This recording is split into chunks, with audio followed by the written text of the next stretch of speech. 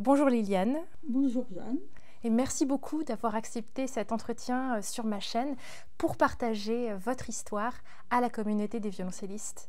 C'est vraiment un grand honneur pour moi de vous rencontrer. Vous portez un héritage vraiment extrêmement précieux et vous allez nous raconter votre histoire. J'ai vraiment hâte de vous poser plein de questions. Donc voilà, encore merci d'avoir pris ce temps-là avec moi aujourd'hui. Je vous en prie. Liliane, comment avez-vous démarré le violoncelle ? Donc il faut déjà situer, c'était pendant la guerre, en 1943. Oui, évidemment, pour vous, c'est un peu loin. Et alors, donc j'avais 7 ans et ma mère était très amie avec la sœur de Georges Schwartz. Évidemment, ça ne vous dit pas grand-chose. Georges Schwartz était un violoncelliste très connu et il était dans l'orchestre de l'opéra à Paris. Et donc, sa sœur travaillait avec ma mère et lui parlait tout le temps de son frère, etc., à l'opéra. Donc, déjà, dans l'esprit de ma mère, c'était déjà une petite idée, quoi. Et puis, en plus, il y a une deuxième raison, c'est que ma mère adorait l'opérette et l'opéra, et nous allions tous les dimanches au théâtre de Reims, où nous avions une loge en avant-scène, juste au-dessus de la fosse d'orchestre. Et donc, tous les dimanches après-midi, nous étions là. Et alors, les musiciens, à force de nous voir, nous faisaient des petits signes gentils, amicaux. Et puis, un jour, le violoncelliste qui était dans la fosse nous a fait signe, venez, venez, descendez. Alors, on est allé après la représentation et on est allé le voir. Alors, nous avons parlé de Georges Schwartz parce qu'il le connaissait très bien. Et donc, vous voyez, tout est embrayé comme ça. Et donc, voilà, j'ai fait du violoncelle comme ça. J'ai commencé, donc, j'ai été inscrite au Conservatoire de Reims. Et donc j'ai commencé à 7 ans le violoncelle directement parce que j'avais un grand-père, mon grand-père paternel, qui était un musicien amateur et qui m'avait déjà parlé un petit peu de musique, de solfège et tout. Donc je suis entrée directement dans la classe de violoncelle. Et ça jusque mon prix en 1951. Et donc, en 1951, qu'est-ce qui se passe ? Alors, en 1951, j'ai eu mon prix au Conservatoire de Reims. Et je ne sais pas maintenant comment ça se passe, mais enfin, c'était... le concours avait lieu au théâtre de Reims, sur la scène. On jouait vraiment sur la scène, tout par cœur naturellement, mais avec un public, parce que c'était en public. Et donc, c'était déjà assez impressionnant. Alors là, j'ai eu mon prix donc au mois de juin 51. Et comme je prenais déjà des leçons avec Maurice Maréchal, donc je suis entrée au concours. J'ai passé le concours en octobre 51 et je suis rentrée. Donc vous êtes rentrée à 15 ans ? Je suis entrée à 15 ans. J'étais la plus jeune du cours, oui. Et donc, comment vous avez rencontré Maurice Maréchal ? Eh bien, donc j'étais au Conservatoire de Reims pendant de 43 à 51 et mon professeur, je prenais aussi des leçons avec lui et lui était un ancien élève de Maréchal, enfin plutôt amateur quoi, mais il prenait des leçons avec lui et donc tout naturellement, vers 1948, quoi, oui, 3, 5, oui, j'avais 12 ans. Et il m'a dit, ben voilà, il faudrait aller prendre les leçons avec Maurice Maréchal. Donc voilà, de Reims, nous prenions le train et donc j'allais prendre ma leçon avec Maurice Maréchal. J'avais 12 ans. C'est la première fois que j'ai pris. Et puis, bon, j'y suis allée tous les mois. Et jusqu'en 51, j'ai travaillé avec lui régulièrement. D'accord. Est-ce que vous vous souvenez de votre première leçon avec lui? Eh bien, la première leçon, c'est pas difficile. Il avait demandé que j'apporte un programme. Donc, j'ai apporté une gamme. Parce que mon professeur de Reims savait que Maurice Maréchal, les gammes, c'était essentiel. Donc j'ai apporté une gamme, une étude, et puis un bac, un morceau de bac, et puis un morceau de un concerto, un premier mouvement de concerto de... Oh, à l'époque, je travaillais des Romberg, des Davidoff, enfin tout ce qu'on joue dans... Voilà. Donc, tous les mois, j'apportais un programme par cœur, vraiment très complet. Ça, chez Maréchal, c'était ça. Hein. Même à la classe, c'était comme ça. Par cœur Par cœur, obligatoire, et un programme complet. C'est-à-dire une gamme, mais attendez, une gamme avec la sonorité Maréchal, c'est-à-dire que on faisait une gamme avec des sons filés à 4 temps. Do, ré, avec un archet à la corne, et ça sur 4 octaves, en montant et en descendant. Ça prenait déjà un bon moment. Ah oui, j'imagine. Ensuite, la gamme, et ça, c'était aussi au Conservatoire de Paris, hein. Pareil. Hein. Donc, la gamme très très lente, très à la corde, avec un vibrato. C'est là où on travaillait notre vibrato et notre archet à la corde avec un son, le son Maréchal, quoi. Le son Maréchal, vous voulez dire un son très plein, très vibré? Oui, l'archet à la corne, mais avec toujours un beau son. Ça, il fallait que ça soit beau. Alors, après la gamme lente, nous la faisions en blanche, en noir, en croche, en double croche, et on finissait par la gamme à 4 octaves dans un seul coup d'archet, montante et descendante, plusieurs fois de suite. Voilà, donc ça c'était la gamme, et il n'y avait pas à chipoter là-dessus. On apportait une gamme, puis non, mais c'était devenu une routine, enfin, pour nous c'était normal. Et moi, bien plus tard, après, quand je travaillais ici, je faisais toujours une gamme. Oui, ça. Oui. Oui. Alors donc, au programme, on avait une gamme, une étude. Donc à Paris, on travaillait les études de Popper. J'ai travaillé les 6 cahiers de Popper par cœur. Mais mes élèves ont fait la même chose. J'ai exigé la même chose. Et ça, ils le savaient. Ensuite, donc, oui, un menuet ou une courante de Bach, et puis un mouvement de concerto. Voilà, ça c'était le programme habituel, aussi bien à 12 ans qu'à 18 ans quand j'étais. D'accord. Et vous vous souvenez de quel type de remarques vous faisait Maurice Maréchal pour vous faire travailler? Toutes les semaines, on apportait un programme différent. Ah oui, à travailler par cœur. Donc, oui, il y avait des remarques, surtout sur la façon d'interpréter. Ça, il fallait que ça soit beau à entendre, il fallait que ce soit bien, quoi. Donc surtout le son. Surtout le son. Le son Maréchal, c'est le son de l'école française de violoncelle, et c'était très très important. On apportait un programme complet mais parfait. Il fallait pas, Ah oui.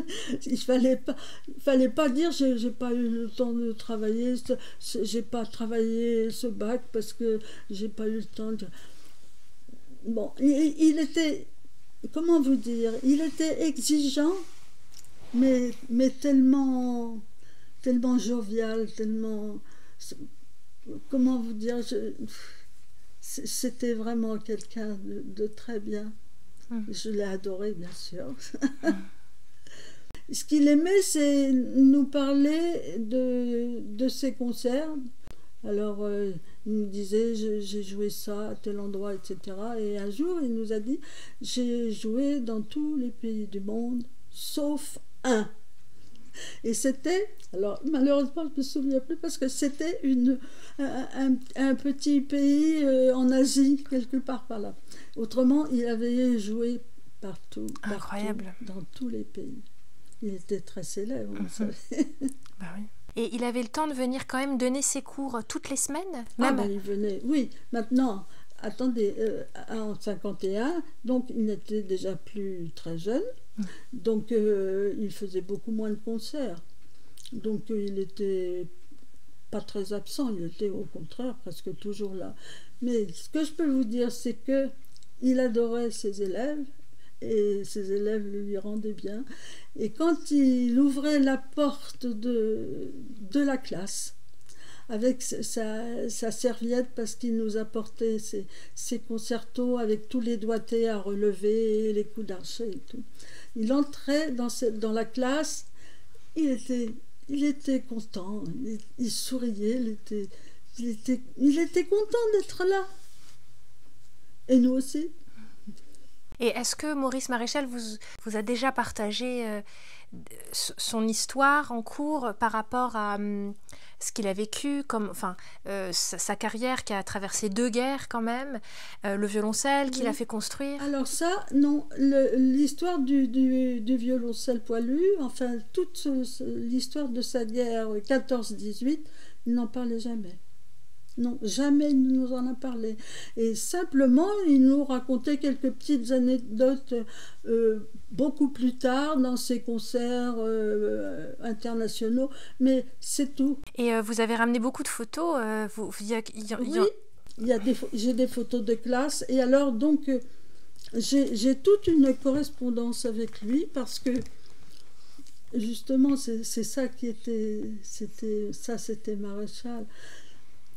Quand j'ai commencé à prendre des leçons avec lui à 12 ans, il a dit ce qui serait bien, c'est que vous participiez à des petits concours privés, comme ça, comme il y en avait maintenant. Je ne sais pas si ça vous dit quelque chose, le concours Bellan, par exemple. Bon, j'ai passé le concours Bellan plusieurs années. Il y avait le concours de Paris, je crois aussi, quelque chose comme ça. Et donc, il voulait que je passe le plus de concours possible pour justement avoir un peu plus d'aise. Et donc, j'ai joué... Oui, j'ai passé pas mal de concours.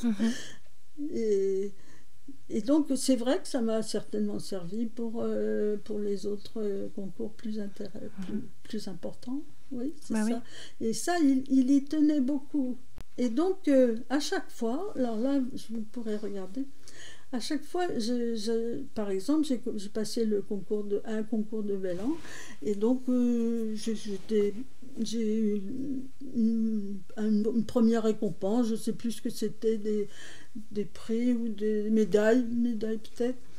Et donc, et je rentrais chez moi à Reims, bien sûr, et il m'écrivait, j'ai plusieurs comme ça, des cartes, et je recevais le lendemain, parce que la poste marchait bien, et le lendemain je recevais cette carte de lui en me disant « Je suis très fière de vous, là j'en ai plusieurs, là. » Il me félicitait et il était content que j'ai... Alors là, c'était en 50, alors ça, je ne sais pas quel quel concours c'était, mais vous voyez, par exemple, il m'écrivait ça. Bravo ma chère Liliane, votre beau succès est d'autant plus remarquable que vous deviez fournir double effort pour votre violoncelle d'abord, puis pour votre passage en classe de brevet. J'espère que là aussi vous avez réussi. Bonnes vacances, maintenant amusez-vous. Toutes mes amitiés, Maurice Maréchal. Eh ben. J'en ai... Vous voyez toute la correspondance. Incroyable. À chaque fois, il écrivait. Et puis alors, donc, plus tard, il devait venir à notre mariage. Parce qu'il devait me conduire à l'hôtel. Et puis, il devait vous conduire à l'hôtel? Oui, parce que j'avais perdu mon père 2 ans avant. Et donc, il devait venir. Et puis, il était en Allemagne. Il était au jury d'un concours en Allemagne. Il m'a envoyé un télégramme, je crois qu'il est là, ce télégramme. Impossible de venir, je suis retenue en Allemagne, impossible de venir. Et là, je vois des références à Pablo Casals. Alors, ça, c'est un... Ça a un rapport avec ça. C'est un concert qui a eu lieu à Paris, au théâtre des Champs-Élysées, avec... vous voyez, c'était... Voilà, ça. D'accord.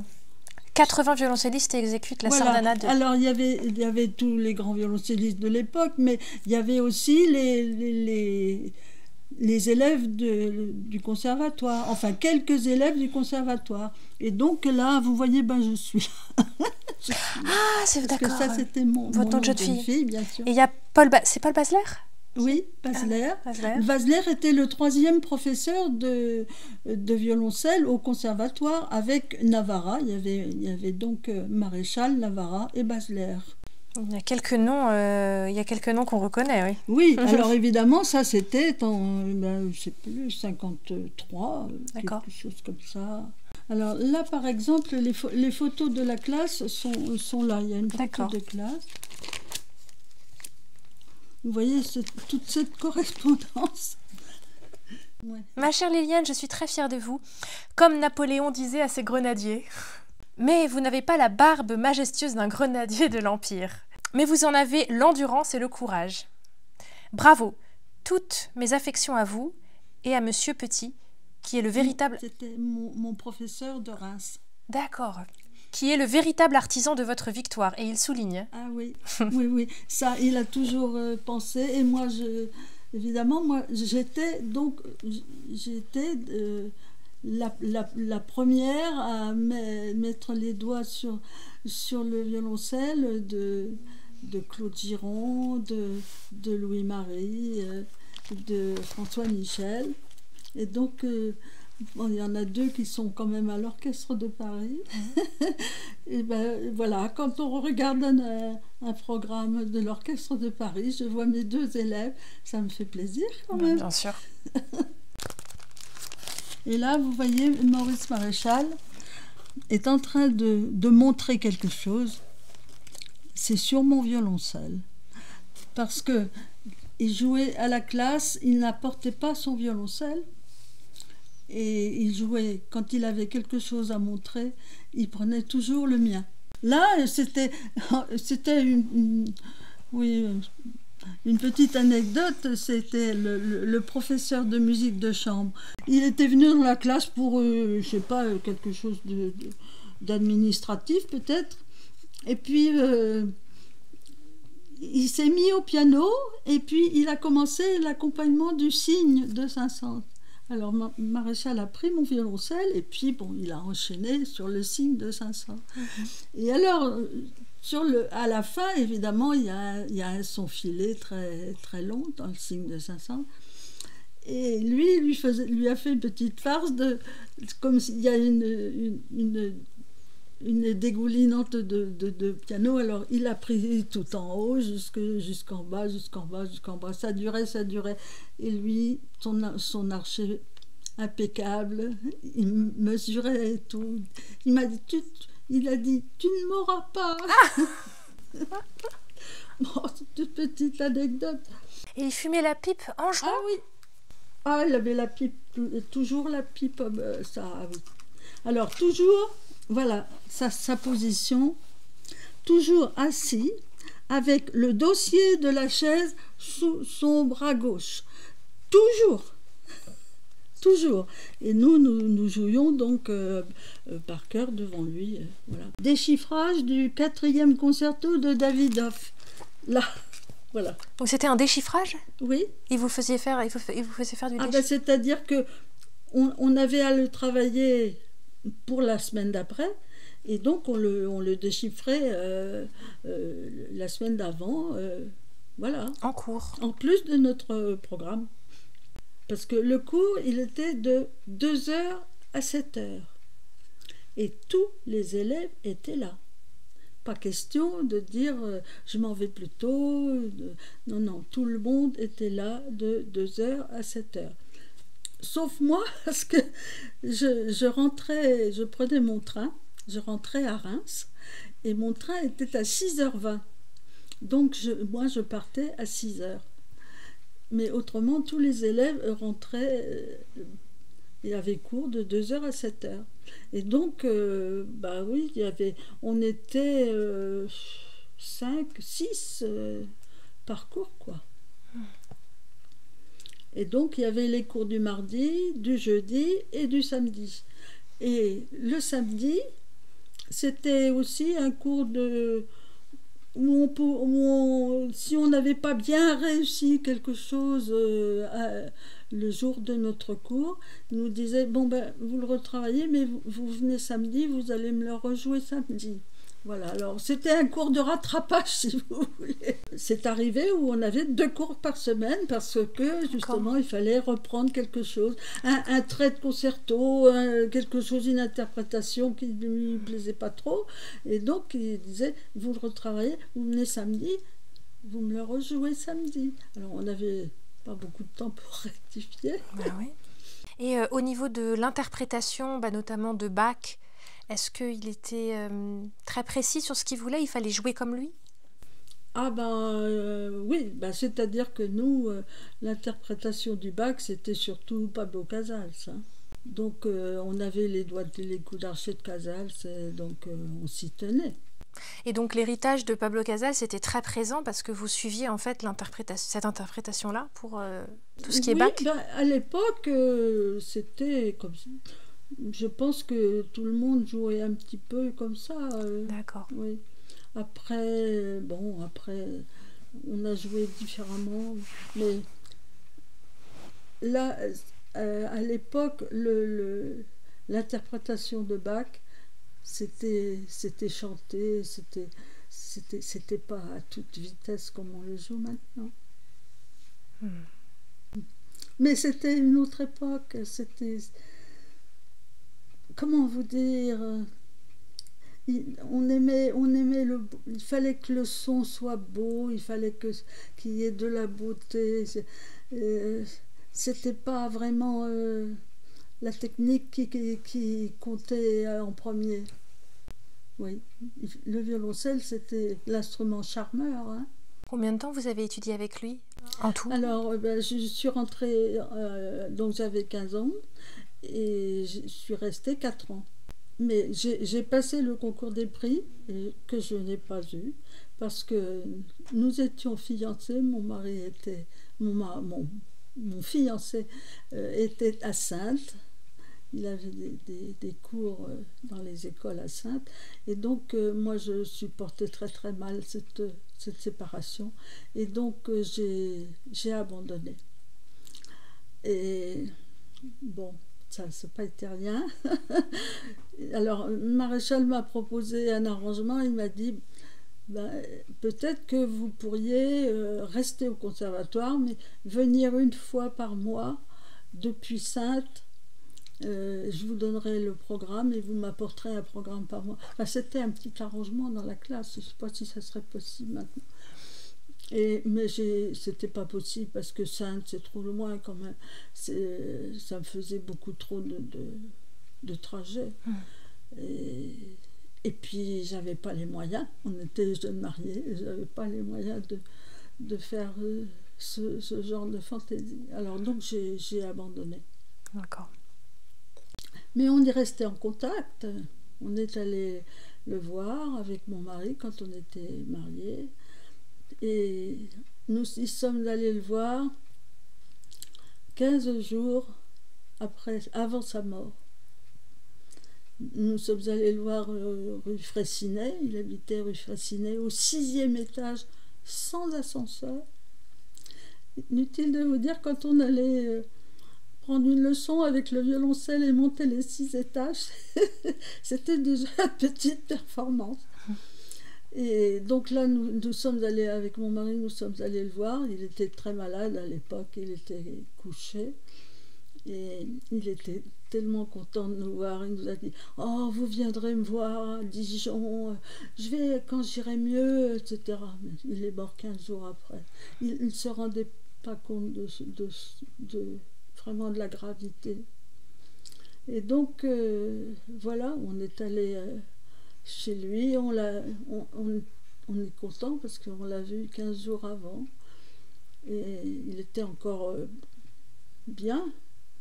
Mais bon. Et donc, pendant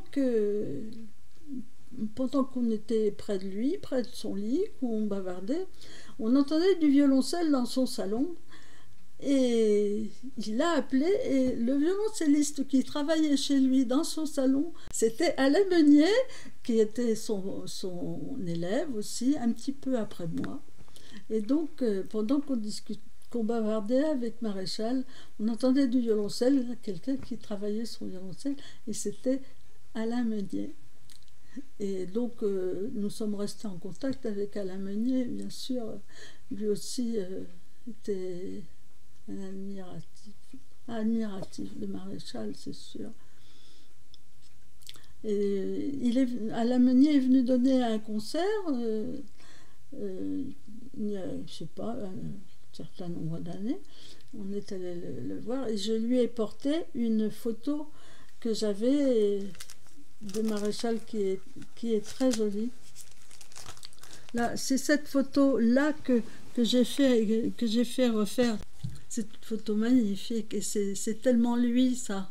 Après, quand j'allais prendre les leçons chez lui, en 12-13 ans, il avait dit « Mais c'est pas la peine d'apporter le violoncelle parce que le train, etc., c'était compliqué. » Et il avait un violoncelle chez lui, un Labertinbert. Et c'était le même que le mien. Moi aussi, j'avais un Labertinbert, c'est pour ça qu'il jouait dessus en classe. Et donc, j'apportais pas le violoncelle, juste mon archet, parce que un archet, c'est quand même très spécial. Et donc, je venais avec mon archet. Mes parents m'avaient fait faire une belle boîte d'archet.